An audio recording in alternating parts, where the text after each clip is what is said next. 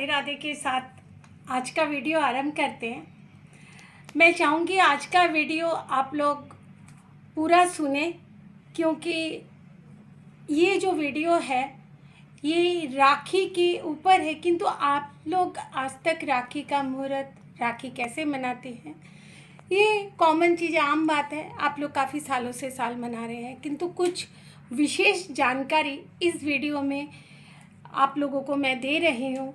राखी क्यों मनाते हैं, राखी की परंपरा कहाँ से चली, और अब की बार 25 में राखी आप लोग कैसे मनाएं, ताकि ये जो रक्षा कवच है, राखी मतलब रक्षा कवच, ये कैसे फलीभूत हो। तो मैं चाहूँगी इस पूरी वीडियो की जानकारी के लिए इसको सब्सक्राइब करें, लाइक करें और शेयर करें। आते हैं अब सही मुद्दे पे कि राखी क्यों मनाते हैं। देखिए, राखी जो मनाते हैं, राखी की जो परंपरा है, ये पहले रक्षा कवच था। हमारे वैदिक शास्त्रों में इसका विधान है। जब दानवों से देवलोक की लड़ाइयाँ शुरू हो गई, देवता बहुत परेशान रहने लगे और हारने लग गए, और दैत्य दानव जीतने लग गए। तो उस समय इंद्र भगवान, जैसे हम लोग हार के क्या होता है, उदास होके आते हैं, तो इंद्राणी ने सबसे पहले रक्षा कवच उनके हाथ में, जो कि मुहूर्त भी नहीं देखा, और उन्होंने रक्षा कवच बांध कर हाथ में जैसे कलाई पे बांधते हैं और तिलक निकाल के उनको विदा किए, जाइए आप विजयी होइएगा, मैं आपको विदा करती हूँ। तो जब रक्षा कवच का इतना पावर, आप सोचिए, इतनी ऊर्जा होती थी कि इंद्र भगवान जीत के विजयी होके लौटे और दानवों से देवताओं की जीत हुई। यहाँ से रक्षा कवच परंपरा है। किंतु राखी जो भाई बहनों का, ये कहीं हमारी वैदिक परंपरा में ये नहीं आता। मैं उस पर भी आऊँगी कि भाई और बहनों का कहाँ से प्रचलन हुआ। उसके बाद आपने लोगों ने सुना भी होगा कि द्रौपदी ने भगवान कृष्ण को भी, जब उनको ज़रूरत पड़ी, एक बार उंगली कट गई थी, तो अपना साड़ी का पल्ला फाड़कर उनकी उंगली में बांधा था, जैसे चोट लगने से हम लोग बांधते हैं। तो उन्होंने वरदान दिया था, जब आपको ज़रूरत पड़ेगी तो मैं, आप जो मांगोगे मैं सहायता के लिए होऊंगा, क्योंकि भगवान कृष्ण को द्रौपदी ने सहायता करी थी। तो उसके बाद जब द्रौपदी का वस्त्रहरण हुआ, वो सब कहानी आप सुने हैं, नहीं तो और किसी एपिसोड में हम लोग बात कर लेंगे। उसके बाद जब हम लोग इस कलयुग में आते हैं, उससे पहले महालक्ष्मी ने ऐसे ही धरती की रक्षा के लिए राजा बलि को राखी बांधी थी। तो जो महालक्ष्मी ने राजा बलि को जो राखी बांधी थी, वो भाई बनाकर बांधी थी। किंतु वैदिक का विधान कैसा है कि इस दिन श्रावण पूर्णिमा में एक विशेष ऊर्जा होती है। देखिए, जो भी सृष्टि में ऊर्जा होती है वो सूर्य से उत्पत्ति होती है और ऊर्जावित होता है पूरा सृष्टि मंडल में, और ऊर्जा उसके बाद चंद्रमा में बढ़ता है, सारे ग्रहों में।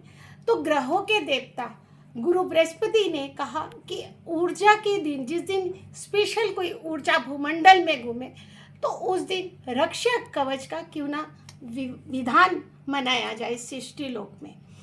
तो इसी से लोगों ने फिर इसको राखी के रूप में बनाया। वैसे जो राखी होती है वो सिर्फ बहनों के लिए ही नहीं होती। आप जिसको भी फॉलो करते हैं, गुरु मानते हैं, गुरु तुल्य मानते हैं, उनसे भी राखी बंधवाने का विधान है। आपके घर के जो पुरोहित हैं, या जो राज पुरोहित होते हैं, कुल पुरोहित होते हैं, गुरु तुल्य होते हैं। गुरु तुल्य में आपके माता पिता भी आते हैं, जो इनकी शादीशुदा उनके पति भी आते हैं, वो भी रक्षा कवच बंधवा सकते, इसकी भी परंपरा है। किंतु उसके बाद भाई बहनों का त्यौहार लेके, ये तो गुरु बृहस्पति ने बोला था कि इस दिन ऊर्जा होती है, तो छोटे छोटे उस समय बहनों ने भाइयों को राखी पहनाया, मतलब रक्षा सूत्र। तो रक्षा सूत्र में डिज़ाइन होना या जरी, गोटा, सोना, चांदी, धातु का होना आजकल जैसे चल रहा है, इसका प्रचलन नहीं है। वैसे तो राखी, रक्षा कवच हमेशा कच्चा सूत या रेशम के धागा, तो पहले ज़माने में क्या होता था, प्योर रेशम होता था, जिसको आजकल सिल्क बोलते हैं, प्योर सिल्क। तो क्या तो रेशम का होना चाहिए या सूत कच्चे धागे का होना चाहिए।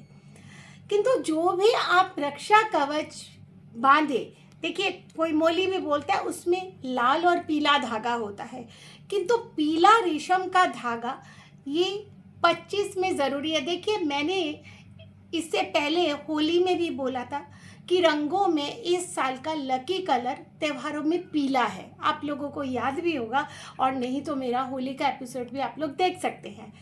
तो पीला रंग का रक्षा कवच मतलब धागा रेशम का ले या कच्चा सूत ले, वैसे मोली में पीला होता ही है, तो आप लोग इस कलर का रक्षा सूत्र अपने भाइयों को ज़रूर बांधें, क्योंकि रक्षा सूत्र का रंगों का, वैसे तो पीला रंग शुभ ही होता है हर चीज़ में हमारे सनातन धर्म के अंदर, और लाल ये शक्ति का प्रतीक माना जाता है, तो लाल पीला होना ये ज़रूरी मैं समझूंगी।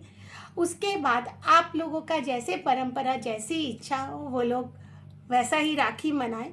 और टीका कई लोगों, मैंने के कई प्रदेशों में देखा है कि राखी के दिन चंदन का, सफ़ेद चंदन का टीका ना लगाए।